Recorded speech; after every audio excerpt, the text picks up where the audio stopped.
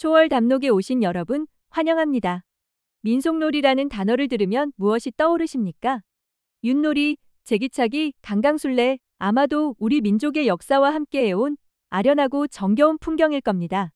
그런데 만약 여기에 스타크래프트라는 이름을 올린다면 여러분은 어떻게 생각하십니까? 1998년 IMF 외환위기로 나라가 시름에 잠겨 있을 때 혜성처럼 등장한 한 게임이 있었습니다. 그 게임은 전국의 PC방이라는 새로운 문화 공간을 만들었고 프로게이머라는 전례 없는 직업을 탄생시켰으며 광안리 해변에 10만 인파를 모으는 신화를 썼습니다. 2025년 현재 기준 출시된 지 만 28년이 지난 지금도 이 게임은 한 세대의 공통 언어이자 추억으로 남아 있습니다. 어느덧 우리 곁에서 한 세대의 역사를 함께한 이 게임을 두고 사람들은 우스갯소리로 이쯤 되면 한국의 민속놀이라고 말합니다. 과연 이 말은 단순한 농담일까요? 아니면 우리 시대의 새로운 진실일까요? 스타크래프트 과연 한국의 민속놀이라고 할 수 있을지. 이 흥미로운 질문에 답하기 위해 오늘 초월 담록에서는 서양 철학의 거대한 스승과 제자 두 분을 모셨습니다. 한 분은 저 너머의 완벽한 이데아의 세계를 통해 진리의 본질을 탐구하신 서양 철학의 아버지 플라톤 선생님입니다. 그리고 다른 한 분은 이 현실 세계의 구체적인 사물들을 관찰하며 만물의 목적을 탐구하신 만학의 아버지 아리스토텔레스 선생님입니다. 두 분의 지적인 대화를 통해 전통과 문화의 진짜 의미는 무엇이며 그 자격은 어디에서 오는지 함께 초월적으로 사유해 보시길 바랍니다. 만나서 반갑습니다. 플라톤입니다. 저는 우리가 눈으로 보고 손으로 만지는 이 감각의 세계가 진정한 실제라고 생각하지 않습니다. 이 세상의 모든 것은 저 너머 어딘가에 있는 영원하고 완벽하며 불변하는 이데아의 불완전한 복제품, 즉 동굴벽에 비친 그림자에 불과합니다. 삼각형이라는 도형을 생각해 보십시오. 우리가 칠판에 그리는 삼각형은 모두 선이 삐뚤거나 각이 정확하지 않은 불완전한 것들입니다. 하지만 우리는 그 불완전한 그림들을 보면서도 완벽한 삼각형이라는 진짜 삼각형의 본질, 즉 삼각형의 이데아를 떠올릴 수 있습니다. 진정한 알미란 이처럼 감각적인 현상을 넘어 그 현상의 근원이 되는 이데아를 인식하는 것입니다. 따라서 어떤 것의 가치와 진정한 의미, 즉 본질은 그것이 얼마나 완벽한 이데아에 가까운가, 얼마나 그 순수한 근원과 연결되어 있는가에 따라 결정됩니다. 민속놀이 역시 마찬가지입니다. 진정한 민속놀이란 단순히 여러 사람이 모여 즐기는 행위가 아닙니다. 그것은 한 민족의 역사, 신화 그리고 조상 대대로 이어져 온 고유한 정신세계라는 민속놀이의 이데아와 직접적으로 연결되어 있어야만 그 자격을 얻을 수 있습니다. 존경하는 스승님의 말씀 잘 들었습니다. 아리스토텔레스입니다. 저는 스승님처럼 저 너머의 이데아 세계를 상정하기보다는 바로 우리 눈앞에 있는 이 현실 세계의 구체적인 사물들 하나하나에 더 주목하고자 합니다. 저는 모든 사물의 본질이 그 사물이 이 현실 속에서 수행하는 고유한 목적, 즉 텔로스에 있다고 봅니다. 도토리 한 알의 본질은 무엇입니까? 그것은 단순히 작고 동그란 것에 머무르지 않습니다. 그것의 진정한 본질은 참나무가 되는 것이라는 목적을 향해 나아가는 과정 전체에 있습니다. 마찬가지로 민속놀이의 본질 역시 그 이름이나 근원이라는 추상적인 개념에 고정되어 있는 것이 아니라 그것이 현실의 공동체 안에서 어떤 목적을 수행하고 어떤 기능을 하는지에 달려 있습니다. 민속놀이의 목적은 무엇입니까? 제 생각에 그것은 공동체 구성원들이 함께 모여 일정한 규칙 아래 경쟁과 협동을 통해 유대감을 형성하고 즐거움을 공유하며 세대 간의 특정 문화를 전승하는 것입니다. 저는 어떤 놀이가 이러한 기능을 충실히 수행하고 있다면 그것이야말로 진정한 민속놀이라고 부를 수 있다고 생각합니다. 아리스토텔레스, 그대의 논리대로라면 진리와 허상, 원본과 모조품의 구분이 무너지고 맙니다. 스타크래프트라는 것을 보십시오. 그것이 대한민국이라는 나라에서 공동체적 유일한 기능을 수행하고 있다는 점은 저도 부정하지 않겠습니다. PC방이라는 새로운 공간을 만들고 프로게이머라는 기이한 직업을 탄생시켰다는 사실도 들었습니다. 하지만 그것이 과연 민속놀이의 이데아와 어떤 관련이 있습니까? 진정한 민속놀이인 윷놀이는 하늘의 운행과 땅의 이치를 담으려는 고대인의 세계관이 담겨 있고 씨름은 부족 간의 단결과 힘을 겨루던 신성한 의식에서 비롯되었습니다. 그것들은 우리 민족의 정신적 근원, 즉 초월적인 원형과 닿아 있습니다. 하지만 스타크래프트의 근원은 어디에 있습니까? 그것은 미국이라는 타국의 상업적 기업이 이윤 추구를 위해 만든 상품에 불과합니다.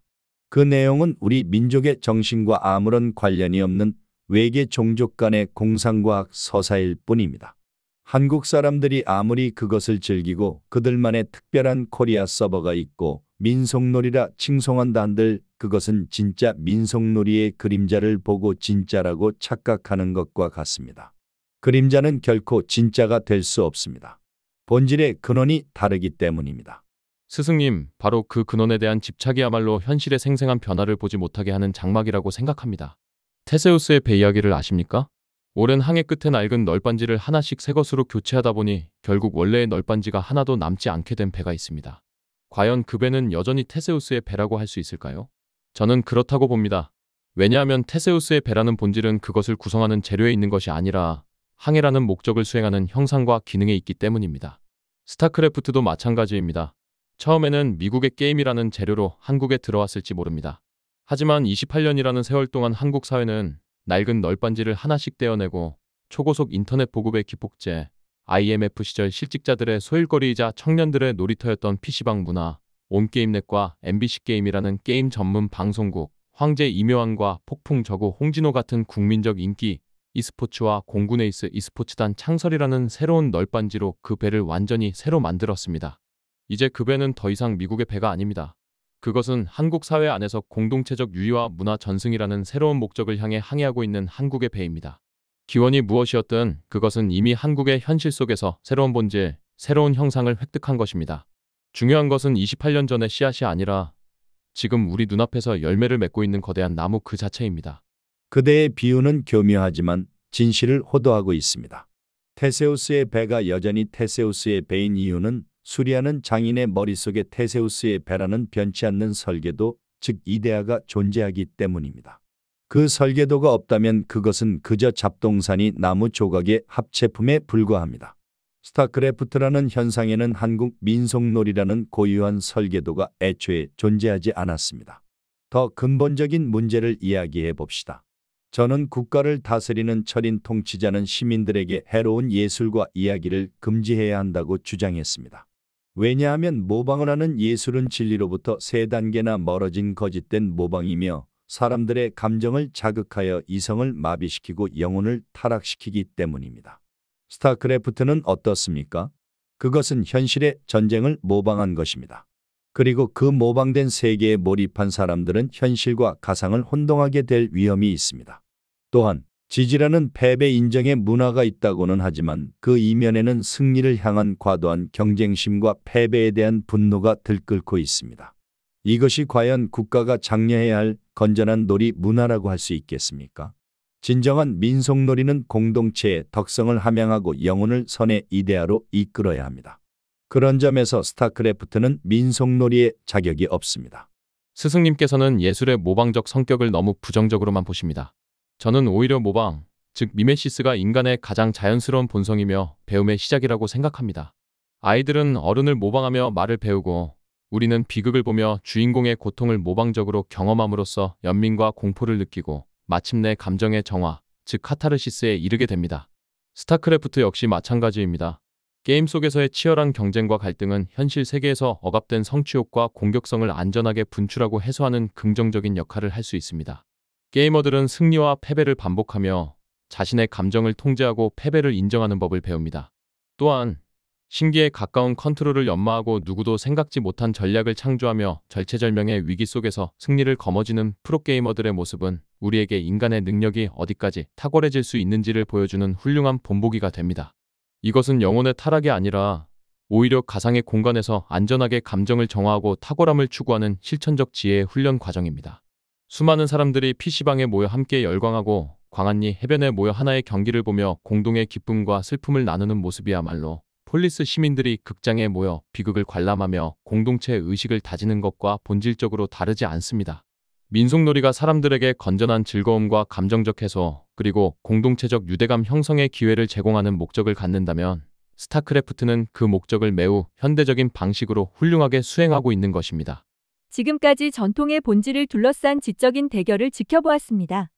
플라톤 선생님께서는 스타크래프트가 아무리 비슷한 기능을 하더라도 그 근원에 한국적 정신이라는 순수한 이데아를 담고 있지 않고 감정을 격화시켜 영혼에 해로울 수 있으므로 진정한 민속놀이가 될 수 없다고 주장하셨습니다. 반면 아리스토텔레스 선생님께서는 기원보다는 현재 한국 사회에서 수행하는 기능과 목적이 중요하며 스타크래프트가 PC방 문화, e스포츠 등 한국의 독특한 사회 현상을 만들어내고 공동체적 유희와 감정 정화, 탁월함의 추구라는 민속놀이의 목적을 훌륭히 수행하고 있으므로 현대적 민속놀이의 자격이 충분하다고 말씀하셨습니다. 두 분의 철학은 오늘날 우리에게 전통이란 무엇인가? 라는 근본적인 질문을 던집니다. 전통은 불변하는 원형을 지키는 것일까요? 아니면 시대의 흐름에 맞춰 새로운 모습으로 끊임없이 재창조되는 것일까요? 여러분은 어떻게 생각하십니까? 스타크래프트는 그저 한 시대를 풍미한 외국 게임일 뿐일까요?